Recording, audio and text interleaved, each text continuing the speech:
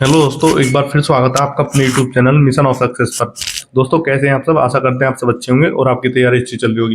दोस्तों, अगर आप चैनल पर नए हैं तो चैनल को सब्सक्राइब करें और बेल आइकन प्रेस करें ताकि चैनल से जुड़ी अपडेट आपको सबसे पहले मिले। दोस्तों, आज की वीडियो है सीआरपीएफ एचसीएम एग्जाम से रिलेटेड वीडियो है आज, क्योंकि बहुत से बच्चों के बहुत सारे डाउट्स हैं इस एग्जाम को लेकर, क्योंकि काफी टाइम बाद ये सीआरपीएफ का एग्जाम हुआ है।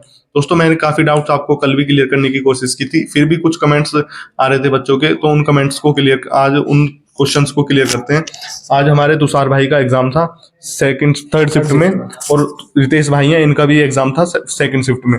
तो भाई उसी एग्जाम से रिलेटेड डिस्कशन करते हैं और जानते हैं कि कैसा कैसा एग्जाम पैटर्न आया और क्या क्या प्रोसेस है एग्जाम की। वो भी ज्यादा जरूरी है, एक तो ये वाली बहुत ज्यादा जरूरी है क्योंकि बहुत ज्यादा सारे बच्चे ये कमेंट कर रहे हैं कि भाई हम पहले सब्जेक्ट को सबमिट कर दूसरे में जा सकते हैं।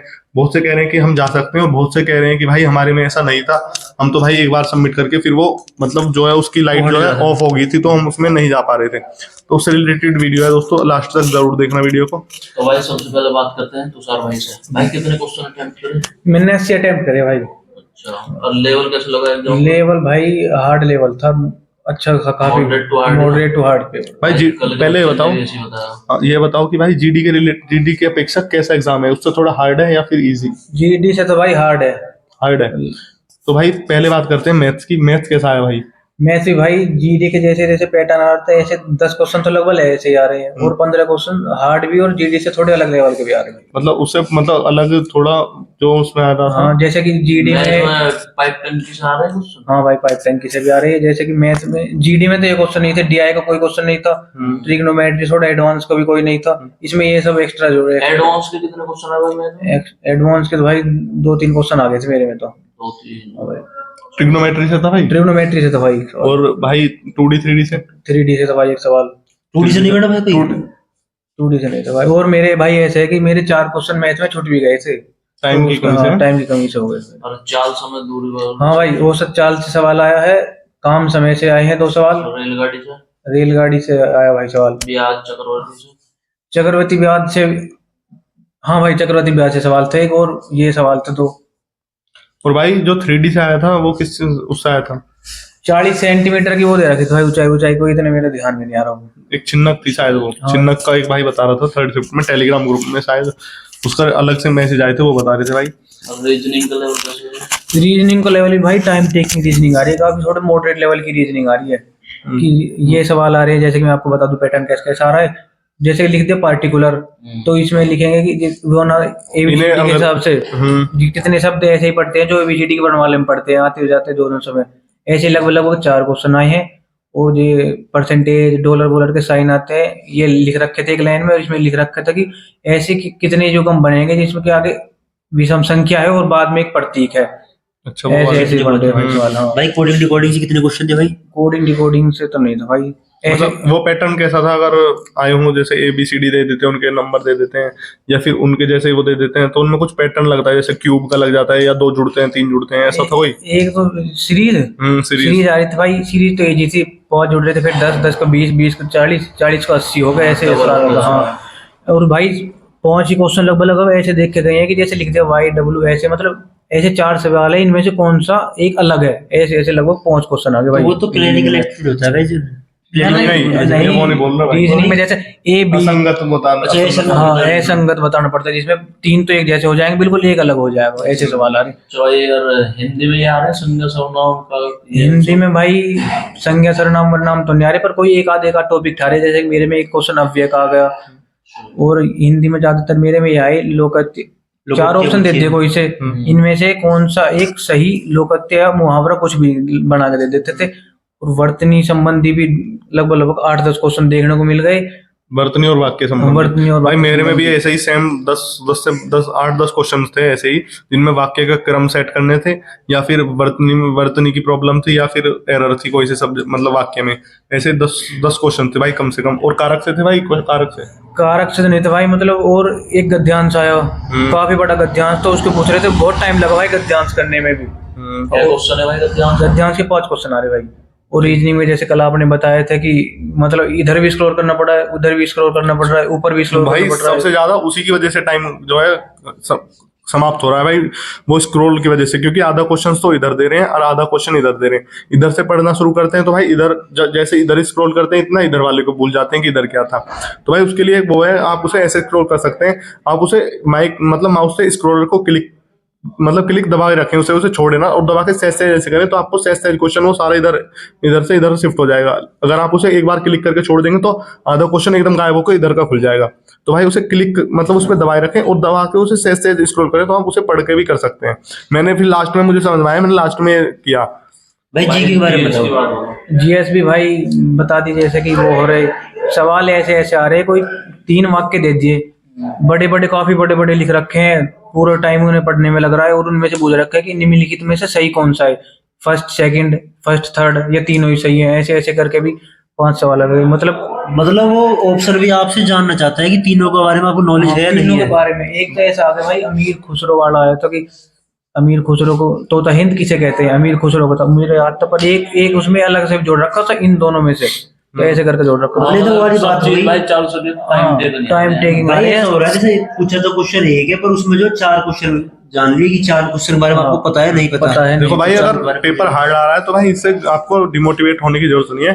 अगर पेपर हार्ड है तो भाई लिस्ट थोड़ी जो इसकी वो कट ऑफ थोड़ी कम रह जाएगी इसकी, तो इसलिए भाई भाई से बात करो। चलो भाई अब भाई से बात करते हैं। 1 मिनट भाई, जीएस के और क्वेश्चन आपको याद है? जीएस के भाई 2011 की जनगणना से एक आया था जनगणना का भाई, मेरे से भी आया जनगणना था। के आया भाई कि किस यूटी का सबसे सर्वाधिक लिंग अनुपात है, और एक वो थी अनुरानी, इसका मतलब इसने एक रिकॉर्ड बनाया अभी भाला फेंक में, उसको पूछ रखी थी कितनी दूरी फेंकी उसने। मतलब भाई मैथ रीजनिंग और हिंदी, ये इनमें से ऐसे क्वेश्चन आ रहे हैं कि जो एक क्वेश्चन आ गया ना, लगभग 2-3 क्वेश्चन उसी पैटर्न के बिल्कुल डिजिट अलग करके बिल्कुल ऐसे ही पूछ रखे हैं। किसी भी सब्जेक्ट में लगा लो, जीएस में भी ऐसे, जैसे मैंने बता दिया सम्मिलित करके ऐसे ऑप्शन देके ऐसे भी 3-4 क्वेश्चन ऐसे आ रहे हैं। ठीक है भाई से बात करते हैं। भाई भाई आप बताओ मैथ्स कैसा है भाई आपके में? भाई मैथ्स में जो है उसे हम इजी तो नहीं कहेंगे, मतलब हार्ड मॉडरेट था, मॉडरेट टू हाई। सब्जेक्ट में मैं मॉडरेट लिया रहा हूं। क्योंकि भाई उसमें 10 सवाल तो ऐसे थे जो मतलब हर कोई कर सकता है। जीडी की तरह, जीडी का एग्जाम दिया है। जीडी की तरह था, लेकिन 15 क्वेश्चन ठीक थे भाई। समय चाल से आए थे 2 क्वेश्चन, एक से थे वो, मतलब टाइम टेकिंग। ब्याज से गया भाई। भाई चक्रवर्ती ब्याज से भी एक आया था, साधारण ब्याज से भी एक आया था। भाई नावधारा से कुछ मिला हो? भाई नाधारा से भी एक क्वेश्चन आया था। 2D 3D भाई 2D से भी था एक क्वेश्चन, और 3D से भाई नहीं भाई 3D से नहीं था कोई। कुछ भाई ज्योमेट्री से आपको मिला हो? ज्योमेट्री से था भाई क्वेश्चन।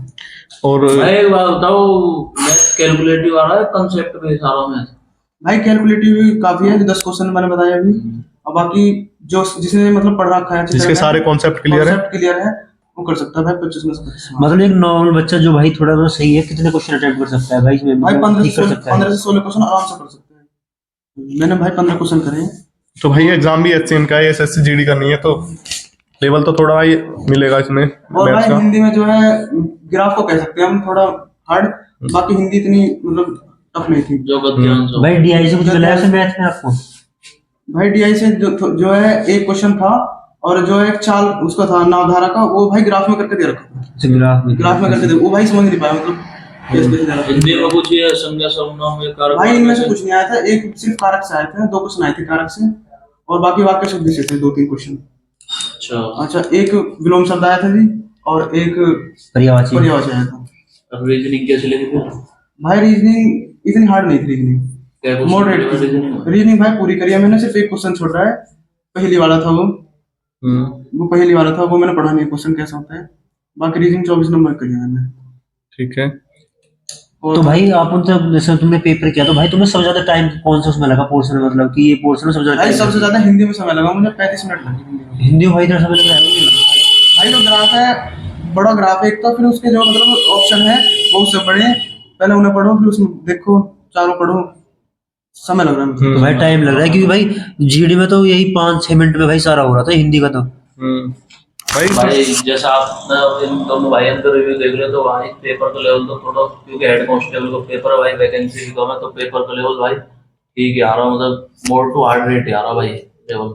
और भाई एक और बात है, भाई आप वीडियो देख लेते हो और हमारे चैनल को नहीं सब्सक्राइब करते और भाई लाइक भी नहीं करते, तो भाई हमारे चैनल को सब्सक्राइब करें और लाइक करें भाई।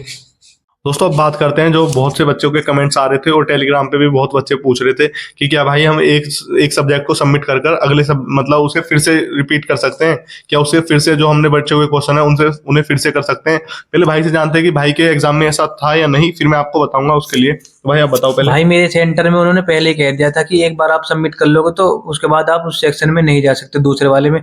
और मैं उसको सबमिट करने के बाद देखता तो पर मेरे 4 क्वेश्चन मैथ में छूट गए थे तो मैं उसको देख नहीं पाया। पर मेरे सेंटर में उन्होंने पहले ही कह दिया था कि आप एक बार कर लोगे दोबारा आप उस पर नहीं जा सकते। और भाई एक और भाई से उनसे मैंने पता किया, उन्होंने बोला कि मेरे एग्जाम सेंटर में बोल तो यही रहे थे शुरू में, लेकिन जब मैंने हिंदी की तो मैं उनसे पूछा कि भाई मैं इसे सबमिट करके क्या इसे दोबारा चेक कर सकता हूँ।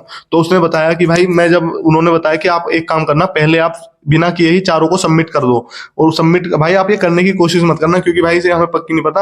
उन्होंने हिंदी सबमिट करके फिर उन्होंने उनसे सारी चीज सबमिट करवा दी और फिर ये बोल रहे थे कि अब आप आ जाएंगे। और वो बता रहे थे कि भाई मैं फिर से रीजनिंग भी मैंने फिर से दोबारा की, मतलब हिंदी में जो क्वेश्चन छूट गए थे वो मैंने फिर से भी अटेम्प्ट कर लिए थे। तो भाई ऐसा उन्होंने बोला। और भाई हमें इसकी कोई जानकारी नहीं है, अगर आपको कुछ जानकारी है इसके बारे में तो आप भाई कमेंट बॉक्स में बता सकते हैं।